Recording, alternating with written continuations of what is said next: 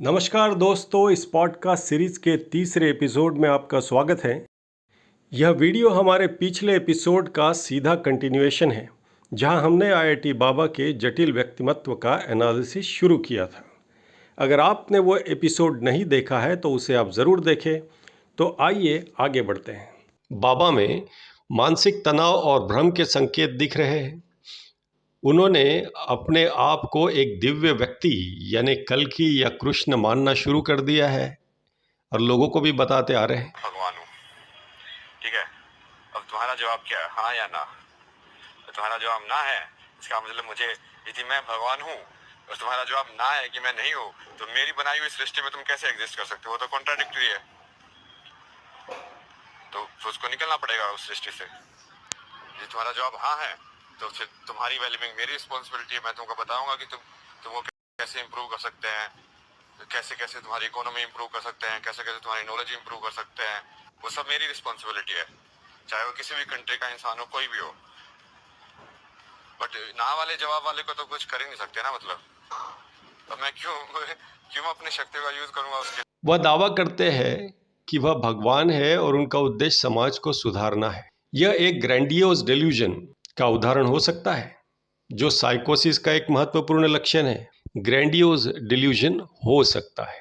दूसरा लक्षण है मादक पदार्थों का सेवन, सब्सटेंस यूज डिसऑर्डर।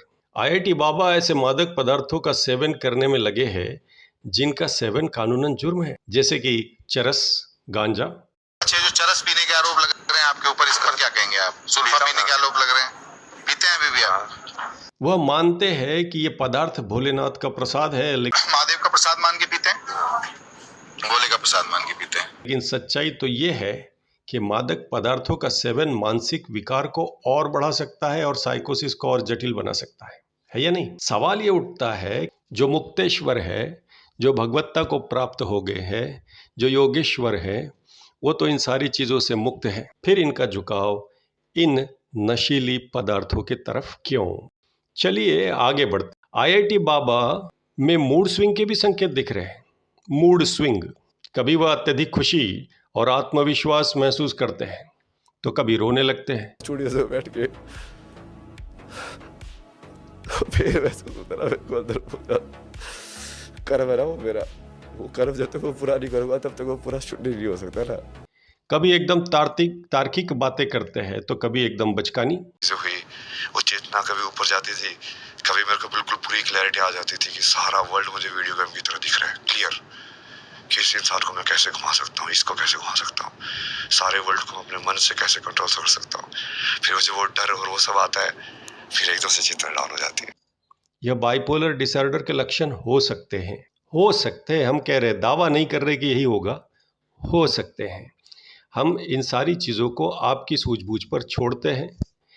कुछ आध्यात्मिक किताबें पढ़ने के बाद और आश्रम में कुछ महीने बिताने के बाद आईआईटी बाबा को लग रहा है कि वे अध्यात्म में सफल हो गए। पहले से बोल रहा हूँ, हाँ। इस बार इंडिया नहीं जीतेगी। मैं तो अब उनको विराट कोहली को सबको बोल दो कि अपने जेडीसी का जोर लगा के जीत के दिखा दो, तुम अब जाओ। मैंने मना कर दिया, नहीं जीतेगी तो नहीं जीतेगी। लेकिन इसका असर यह हुआ कि अब वह खुद को भगवान मानने लगे और समाज को सुधारने की जिम्मेदारी अपनी खुद की समझने लगे। बस साफ साफ बोल देता हूँ, मैं खुद को कृष्णा बोल रहा हूँ बस। कि सोच में यह बदलाव उन्हें मानसिक संतुलन से और दूर ले जा सकता है। उनके मुताबिक उनकी गर्लफ्रेंड ने जब उन्हें बताया कि उनके साथ शारीरिक शोषण हुआ है तो आईआईटी बाबा फिर से गहरे डिप्रेशन में चले गए। फिर उसके चक्कर में मैं बहुत ज्यादा डाउन चला गया। फिर से का मतलब यह है कि पहले भी उन्हें इस तरीके की समस्याएं हुई होगी उनके जीवन काल में। उनके घर के लोगों को ये पता होगा। पूरा जो डिप्रेशन वाला फेज, डिप्रेशन, वो मेरे दिमाग में ना वही थोड़ा चलता रहता पूरे टाइम। फिर उन्हें लगने लगा कि समाज में हर तरफ अत्याचार हो रहा है। उनकी रातों की नींद और दिन का चैन छिन गया, ऐसा वो कहते हैं। जैसे मैं किसी शहर में जाता था ना, तो मेरे को शहर की लाइट देख के भी वैसे पूरी नेगेटिव, ऐसे पता नहीं वहां पे क्या हो रहा होगा, पता नहीं वहां पे क्या हो रहा होगा। क्योंकि ये सब तो यदि हर जगह हो रहा है संसार में, तो पता नहीं कहाँ कहाँ पे हो रहा होगा।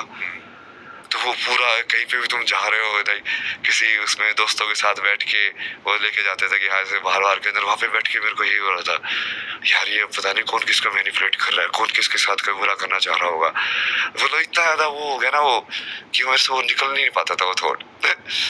और ऐसा ही होता है पैनिक अटैक्स में, साइकोसिस में। क्या आपको इनमें सब कुछ छीन जाने के बाद भी मानसिक स्थिरता बनाए रखने वाले प्रभु श्री राम की 1% भी झलक दिखाई देती है? नहीं। अगर नहीं तो क्या IIT बाबा मानसिक विकार से ग्रसित है? आपको क्या लगता है? कमेंट में ज़रूर बताइए। तो आज के एपिसोड में मैं ये सवाल आपके जहन में छोड़े जाता हूँ कि क्या IIT बाबा मानसिक विकार से ग्रसित है? आपको क्या लगता है? कमेंट में ज़रूर लिखिएगा। अगर आप मनोविज्ञान के बारे में कुछ जानते हैं तो आपके कमेंट्स बहुत कीमती हो जाएंगे नई पीढ़ी के लिए। अक्सर हमने देखा है नई पीढ़ी IIT बाबा से प्रभावित हो रही है, जो IIT बाबा की तरफ झुकती नजर आती है। और इस पॉडकास्ट सीरीज का यही मकसद है कि समाज में सही संदेश जाए और हमारे नौजवान चरस गांजा जैसे नशीले पदार्थों को भोलेनाथ का प्रसाद ही न मान बैठे। धन्यवाद दोस्तों आज के पॉडकास्ट को सुनने के लिए। अगर आपको यह एपिसोड सही लगा हो, पसंद आया हो, तो कृपया इसे अपने दोस्तों और परिवार के साथ शेयर जरूर करें।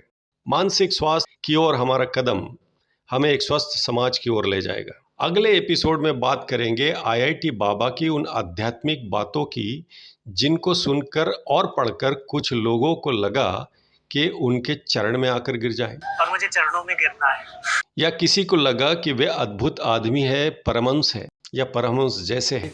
वो एक पेड़ के नीचे बैठ करके, हाँ मैं आज एक एपिसोड करता हूँ, आज मैं तुम्हें ये बताता हूँ, और ऐसे करके 2 मिनट खो जाते हैं। तो दृष्टि तो एक बार में पहचान लेती है कि यार या तो आदमी सत्य का खोज है, ये तो अद्भुत आदमी है। उन बातों का अगले एपिसोड में पोस्टमार्टम करेंगे। तो फिर मिलेंगे अगले एपिसोड में। बेहद दिलचस्प रहेगा वो एपिसोड भी। तब तक के लिए अपना ध्यान रखें और स्वस्थ रहे। बहुत बहुत धन्यवाद।